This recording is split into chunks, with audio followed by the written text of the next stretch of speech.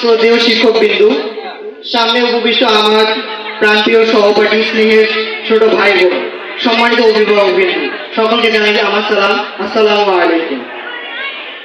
আজকের এই প্রভাতের শুভক্ষণে এখানে একত্রিত হওয়ার একটি বিশেষ কারণ রয়েছে। আমাদের ভালোবাসার এই বিদ্যালয়ে নতুন কিছু মুখকে আজ বরণ করে নেওয়া হবে। আজকে তাদের নবীন বরণ।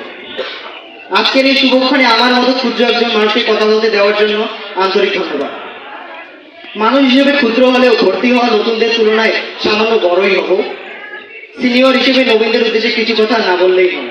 হ্যাঁ নবীন, তোমরা প্রাথমিকের গণ্ডি পেরিয়ে আজ মাধ্যমিকের গণ্ডিতে এসেছো। প্রাথমিক ও মাধ্যমিকের পর্যায়ের মাঝে যে পার্থক্যগুলো তোমাদের তা অনুধাবন করতে হবে। প্রাথমিক পর্যায়ের মতো তোমাদের ছন্ন ছাড়া ভাব, পড়াশোনায় মন না দেয়া, কিছু ক্ষেত্রে শিক্ষক এবং পিতামাতার অবাধ্য হওয়া, এই সকল মনোভাব নিয়ে চলতে গেলে ভবিষ্যৎ জীবনে অনেক বিপদের মুখোমুখি হতে হবে। মাধ্যমিকের এই পর্যায়টি সকলের জীবনে অনেক গুরুত্বপূর্ণ অর্থ বহন করে। নিজের জীবনের ভিত্তিটাকে শক্তপোক্ত করতে তোমাদের নিজেদের কিছু নিয়ম কানুনে বেঁধে ফেলতে হবে।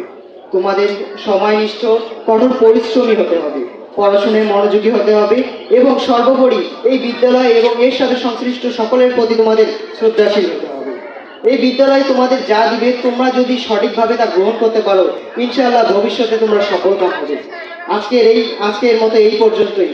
ইনশাআল্লাহ ভবিষ্যতে আবার কখনো যদি সুযোগ মেলে সকলের সাথে কথা হবে, দেখা হবে। কথার মাঝে কোনো ভুলভ্রান্তি হলে ক্ষমাসুন্দর দৃষ্টিতে দেখবেন এবং সকলে আমাদের জন্য দোয়া করবেন। সকলের সুস্বাস্থ্য কামনা করে আমি আমার সংক্ষিপ্ত বক্তব্য এখানে শেষ করছি। আসসালামু আলাইকুম।